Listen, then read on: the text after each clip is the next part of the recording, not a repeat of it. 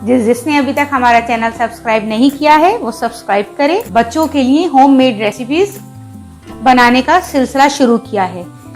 इसी की एक रेसिपी मैं आज आपको बनाना सिखा रही हूँ, वो है फ्रेंच टोस्ट। ब्रेड के 4 स्लाइस लिए हैं, chocolate cream cheese, blackberry jam, sprinkle chocolate भी हैं, अंडा लिया है, ब्रेड क्रम्स चाहिए, वेनिला एसेंस के 2 से 3 ड्रॉप्स डालेंगे और इसको अच्छी तरह फेंट लेंगे। सबसे पहले स्लाइस लेंगे और उस पर क्रीम चीज लगाएंगे।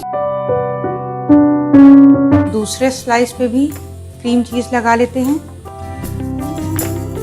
जैम लगा लेते हैं। स्लाइस को एग्स में और ब्रेड में डिप कर लेते हैं और फ्राई पैन में डाल देंगे।